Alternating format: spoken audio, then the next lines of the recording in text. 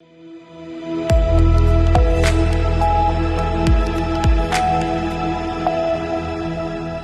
के बाद आप सभी का स्वागत है सी न्यूज़ भारत में। नमस्कार, आप देख रहे हैं यूपी बुलेटिन और मैं हूं रत्ना। आज हम आपको पूरे प्रदेश से जुड़ी उन बड़ी खबरों से रूबरू कराएंगे जो सीधे जनता से जुड़ी हैं। कहीं सामाजिक संगठनों के कार्यक्रमों में युवाओं को नई दिशा दी जा रही है, तो कहीं शिक्षा संस्थानों में प्रतिभाओं का सम्मान हो रहा है। कुछ जगह प्रेस की आवाज को मंच मिल रहा है, तो वहीं दूसरी ओर प्रशासनिक लापरवाही के कारण अवैध खनन जैसे गंभीर मामले भी सामने आ रहे हैं। आइए शुरू करते हैं यूपी की आज की टॉप खबरें। ललितपुर के इलाइट चौराहा में पंचरत्न विश्वकर्मा समाज का एक विशेष कार्यक्रम युवा संवाद सम्मेलन कल्याण सिंह सभागार में आयोजित किया गया। इस सम्मेलन में समाज के सैकड़ों सदस्य, जिनमें लोहकार, काष्ठकार, ताम्रकार, स्वर्णकार और शिल्पकार शामिल थे, मौजूद हुए। इस कार्यक्रम का मुख्य उद्देश्य समाज के युवाओं को एक मंच पर लाकर उनके बीच संवाद को बढ़ावा देना और उन्हें समाज की उन्नति में अपनी भूमिका निभाने के लिए प्रेरित करना था। सम्मेलन में विशेष आकर्षण का केंद्र युवा कार्यकर्ताओं का सम्मान था। विभिन्न क्षेत्रों में उत्कृष्ट कार्य करने वाले युवा कार्यकर्ताओं को प्रशस्ति पत्र देकर सम्मानित किया गया। ये सम्मान कार्यकर्ताओं को उनकी मेहनत और समर्पण के लिए दिया गया, जिससे वो समाज के प्रति अपनी जिम्मेदारी को और बेहतर तरीके से निभा सकें। कार्यक्रम की शुरुआत में पंचरत्न विश्वकर्मा समाज के अध्यक्ष ने उपस्थित सदस्यों का स्वागत किया और समाज के प्रति उनके योगदान को सराहा। समाज के वरिष्ठ सदस्य ने भी युवा संवाद की आवश्यकता पर जोर दिया और कहा, समाज की प्रगति तभी संभव है जब हम एकजुट होकर कार्य करें। समारोह में अन्य वक्ताओं ने भी अपने विचार व्यक्त किए और युवा पीढ़ी को शिल्प कला में अपनी रुचि को बढ़ावा देने के लिए प्रेरित किया। कार्यक्रम के दौरान विभिन्न कार्यशालाओं और सेमिनार्स का भी आयोजन किया गया, जिनमें शिल्पकला और उसके महत्व पर गहन चर्चा की गई। समापन सत्र में समाज के पदाधिकारियों ने सभी कार्यकर्ताओं और उपस्थित जनसमूह का आभार व्यक्त किया और इस तरह के आयोजनों को भविष्य में और बड़े स्तर पर आयोजित करने की योजना बनाई। जब हम आए यहाँ पर तो सर्वप्रथम जो हमारे आदरणीय वैवाहिक गौरशंकर जी जो वक्तव्य दे रहे थे, हमें बहुत अच्छा लगा। अगर B5 की जड़ों में अगर पानी डालने का अगर काम करेंगे आप हम सब मिलकर, जैसा कि गौरशंकर जी ने कहा था, जो परिवार मजबूत नहीं है, जो परिवार शिक्षा देने के काबिल हैं, अगर उन परिवारों तक पहुंचने का B5 काम करे तो और आप हम मिलकर सारे व्यक्ति बहुत मजबूती से सामान्य साथी विशेष अनुरोध है कि कृपया थोड़ा सा स्थान बहुत अच्छी तरह निभाए कर B5 को मजबूत करने का प्रयास करेंगे और सफलता हासिल करेंगे। जय श्री कृष्ण भगवान की जय। ललितपुर से सीनू संवाददाता विकास सोनी की रिपोर्ट। इसी के साथ रुक करेंगे अगली खबर की ओर, जहां बता दें कन्हईपुर अहरौरा स्थित स्वर्गीय रामविलास सिंह शिक्षण संस्था, जिसमें शनिवार 15 नवंबर को तृतीय वार्षिक उत्सव कार्यक्रम बड़े हर्षोल्लास के साथ आयोजित किया गया। कार्यक्रम का शुभारंभ मुख्य अतिथि और संस्थापिका मालती सिंह, विशिष्ट अतिथि रीता सिंह ने मां सरस्वती के तैलचित्र पर माल्यार्पण और दीप प्रज्वलित कर किया।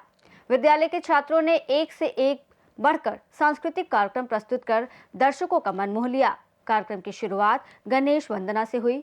संस्था की ओर से सत्र 2024-25 के उत्कृष्ट छात्र छात्राओं को मंच पर सम्मानित कर पुरस्कृत किया गया।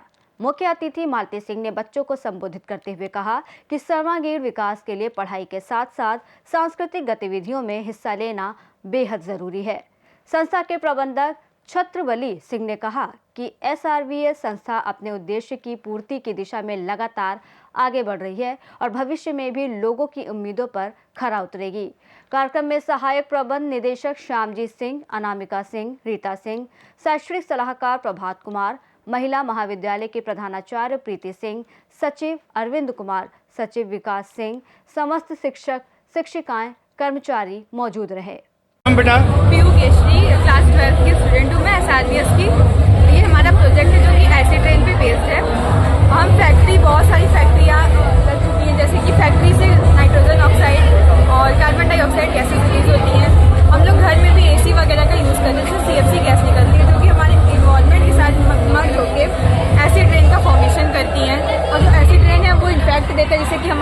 फॉरेस्ट एरिया वो डिस्ट्रॉय हो रहा है और एनिमल्स डेड कर रहे हैं, जो प्लांट्स है वो फोटोसिंथेसिस नहीं कर पा रहे हैं, जिसकी वजह से इन्फेक्ट हो रहा है, जिसके लिए हम कार्बन प्यूरिफायर का यूज़ कर रहे हैं।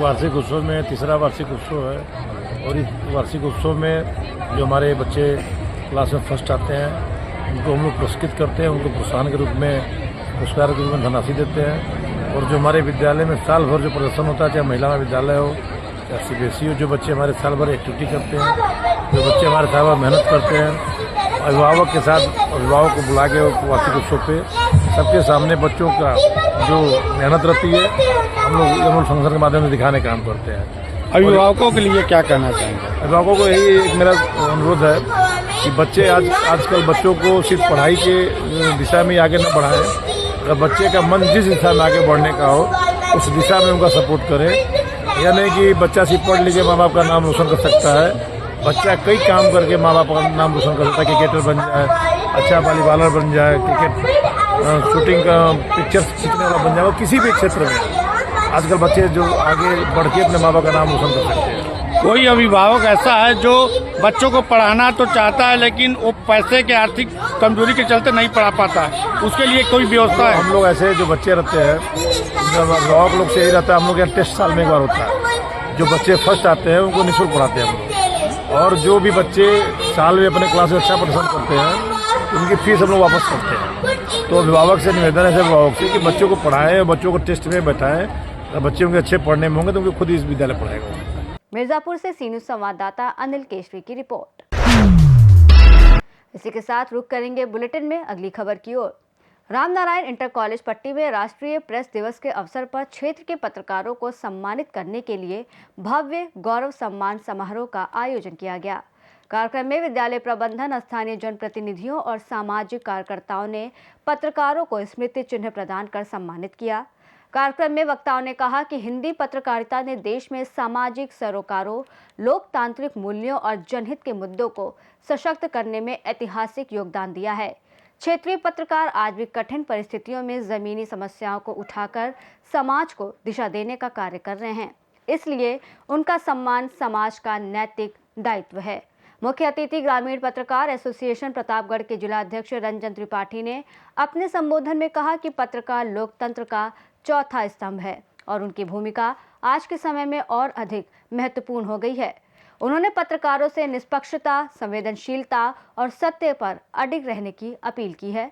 इस दौरान वरिष्ठ पत्रकार बालेंद्र भूषण पांडे, ब्रजेश सिंह, सत्यनारायण खंडेलवाल, राकेश तिवारी, सुधीर श्रीवास्तव, मनोज यादव, शिवकांत पांडे, अंकित पांडे, विजय पाठक, मनीष चौधरी, रोहित जायसवाल, अभिषेक वर्मा, संजय पांडे, धनंजय तिवारी, शिव कुमार सोनी सहित कई पत्रकार सम्मानित किए गए।